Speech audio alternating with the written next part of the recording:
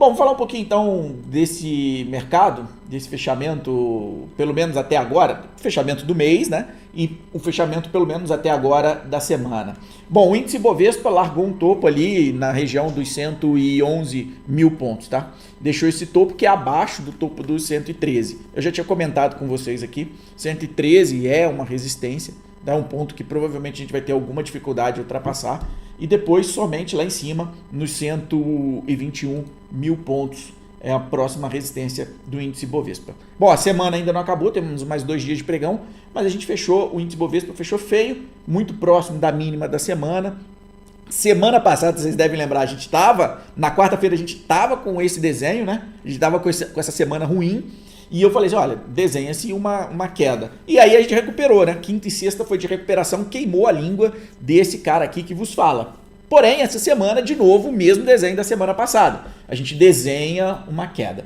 Bom, o mercado está pesado, o mercado não tá no curto prazo, não está forte, ele está pesado para o índice Bovespa. E eu já cansei de falar isso daqui. Por quê? Porque para o índice Bovespa, a gente tem o peso das commodities, a gente tem o peso dessas grandes empresas mais financials que dão números ao índice Bovespa.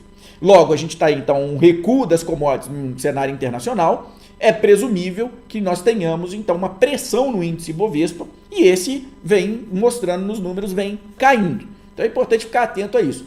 Quer dizer que o mercado está ruim? Não, não quer dizer. Para você ter uma ideia, a carteira do Projeto Milhão, acho que o som está meio alto aí, né? Peraí.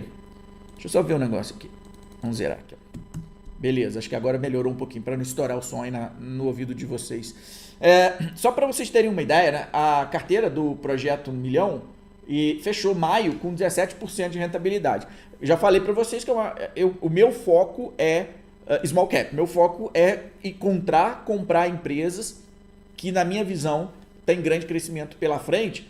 Então, você olha para o índice Bovespa, que fechou o mês com uma alta de 3,7%, enquanto a carteira fecha com 17. Significa o quê? Significa que o mercado está ruim? Não. Significa que o mercado está reprecificando ou colocando nos eixos algumas empresas que estavam extremamente baratas. E eu já havia falado isso com vocês, né? Na verdade, eu já vinha falando isso com vocês algumas super quartas para trás. Pessoal, está muito barato. Tem que selecionar bem, porque está interessante. O mercado está barato. Em mercado barato, a gente tem que ir acumulando, tem que ir comprando. E foi o que eu vinha fazendo, vinha comprando diversas ações ao longo do final do ano passado, início desse ano.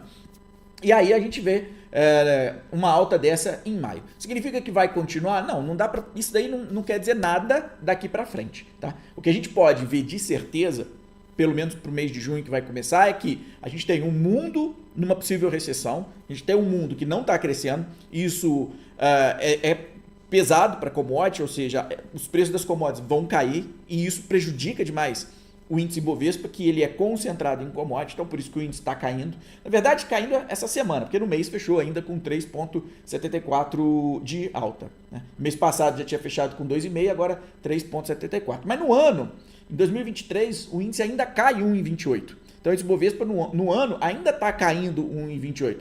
Muito por conta dessa pressão. Muito por conta dessa pressão de commodity e de um mundo que não está crescendo. E como a gente é exportador de commodity, o índice Bovespa, que tem na sua representatividade essas empresas, acaba sentindo. Né? Tem uma ideia? A carteira em 2023, a carteira do Projeto Milhão, está subindo aí 31% no ano, contra uma queda de 1,28%. Ou seja, o ano está materializando exatamente a expectativa que eu tinha. Tomara que continue assim para o resto do ano. Né? Muito por conta de bons resultados das empresas, muito por conta dessa questão de estar muito amassado o nosso mercado, pelo menos nas small caps, nessas empresas, muito amassado, e isso acaba, em algum momento, aquele efeito mole encolhida acontece. Né? Bom, o índice Bovespa continua, eu acredito que a gente vai ter as semanas aí bem pesado, não deve melhorar em alta ou ter uma alta muito larga, muito fácil. Eu acredito que nós vamos viver aí de semanas ainda nesse zigue-zague. Tá? Seria interessante ou bom que a gente trabalhasse acima dos 113, mas não é o que parece que vai acontecer, pelo menos no curto prazo. Se cair, pessoal, ou seja, vier de volta ali 98, 100 mil pontos, eu acho que vai abrir ali novamente uma belíssima oportunidade de comprar mais um pouquinho, tá? Como eu falei para vocês, eu vinha comprando e parei, não estou comprando mais, dei uma segurada, justamente por quê? Por conta dessa indefinição, próximo de resistência, uma certa indefinição, não estou otimista com a nossa economia, com o nosso mercado, não estou otimista com algumas empresas, mas que em cenários adversos elas acabam sentindo um pouquinho. Então a gente pode em algum momento conseguir pagar menos, né, por conta de uma pressão. Porque veja bem, por mais que a empresa seja muito bem escolhida, né, que essas empresas que a gente gosta, que a gente compra, elas tenham uma viés de alta maior, uma possibilidade de destravar valor maior, se o mercado está pessimista e começa a cair, começa a sentir, fatalmente elas vão ser influenciadas em algum momento e elas vão cair. Tá? Não adianta imaginar que eu vou repetir todos os meses uma alta fabulosa na carteira porque eu escolhi muito bem, sendo que o mercado não está otimista. E isso, a conta vai chegar em algum momento e vai ter pressão em cima das small caps, segunda linha, terceira linha, ou qualquer ação que esteja no seu portfólio. Por mais que ela esteja performando agora, ok, significa que ela tem a qualidade, mas o mercado, o índice Bovespa, a bolsa, pressionada por causa dessa concentração, por causa da commodity, por conta disso, em algum momento respinga lá. Qual era o melhor dos mundos, né? O melhor dos mundos é a gente ter um mercado bem menos volátil, mais tranquilo. Se a gente começar a ter isso aqui, a gente começar a ter esse mercado menos volátil e mais tranquilo, provavelmente o valor dessas empresas, né, acaba sendo colocado no preço, tá?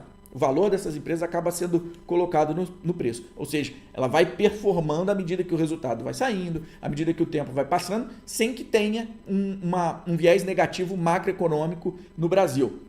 Por enquanto, tudo que a gente já sabe do cenário econômico, fiscal, quer que seja, já está, na minha opinião, sem surpresas, né?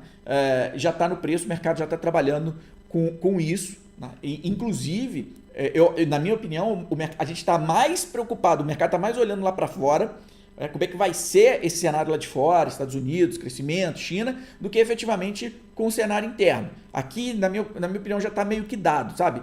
Por quê? Porque a gente tem aí, estamos indo para 5 meses desse novo governo, um governo está bem desconjunto, né? Não tem um norte. E o mercado está vendo um governo atrapalhado, mas que também, de certa forma, já foi dado que vai gastar mais do que arrecada. O mercado já tem os dados, né, de fiscal, sem grandes surpresas, ou seja, a gente vai ter déficit, tá? Ok, beleza, já foi dado para o preço, ajustou tanto as curvas mais longas, o mercado já ajustou, que tinha colocado um prêmio muito maior, fez esse ajuste e agora está tranquilo. Se não tivermos nenhuma novidade negativa por conta do governo, aí o mercado, acho que isso não vai fazer mais preço não, na minha opinião. Então o mercado parece que ele está mais preocupado com lá fora, como é que vai ser o crescimento lá de fora, se o preço de commodity vai retomar em algum momento, para poder efetivamente a gente ter uma alta. Se a gente olha lá para fora e vê uma retomada econômica e as commodities pelo menos cessarem queda, começarem ali um ajuste para cima, aí a gente tem condição de ultrapassar esse 113 com mais facilidade, tá? Porque meramente número e também uma concentração em cima de empresas de commodity que dão números ao índice Bovespa. Então, para falar de governo, eu acho que não tem tanta atrapalhada mais para acontecer, tá? E mesmo porque a gente está, na minha opinião, a gente está vendo um governo mais que se defender agora, tem muita coisa acontecendo lá no cabaré, o governo está mais defendendo do que efetivamente tentando atrapalhar ou indo para o ataque, tá?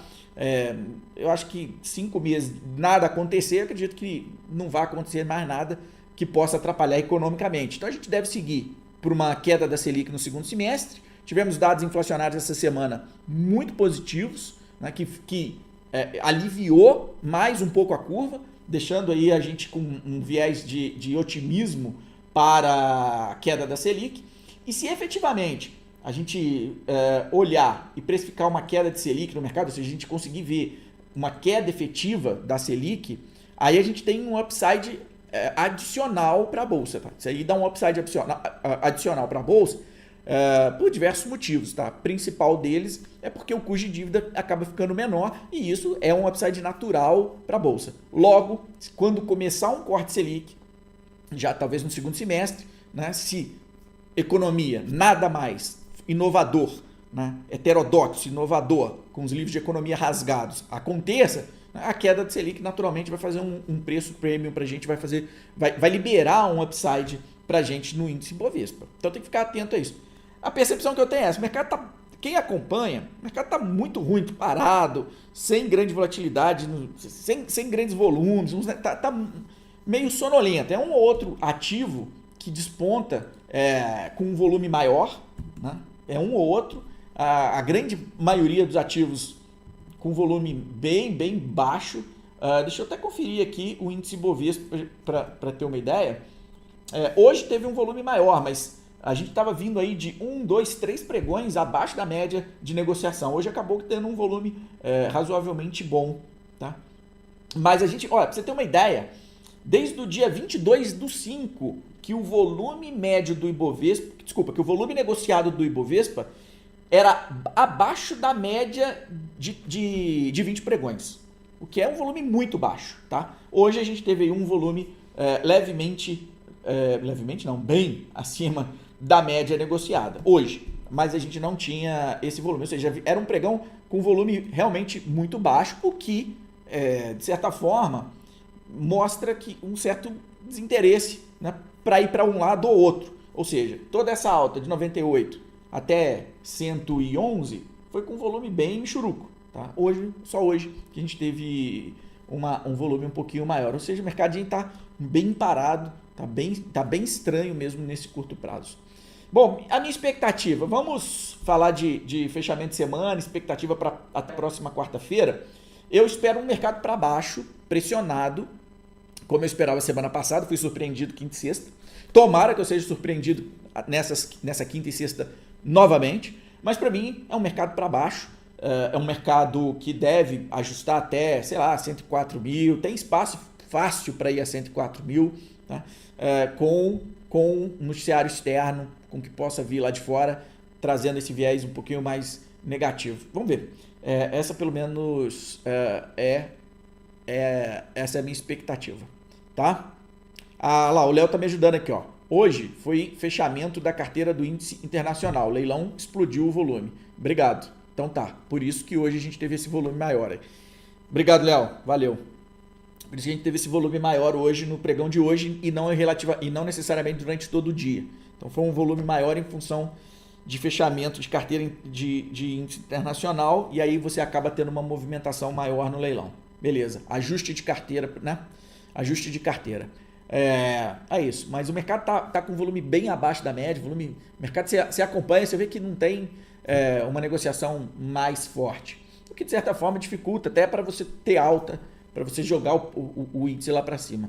Então eu continuo com esse viés aí bem, não diria negativo, né? Mas um viés sem grande otimismo. Então imaginando aí o Ibovespa talvez passeando ali perto dos 104 mil, alguma coisa por ali, tem espaço para cair bastante, muito espaço para cair.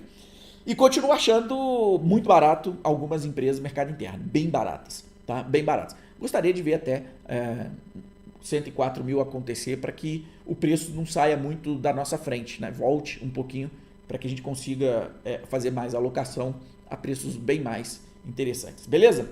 Bom,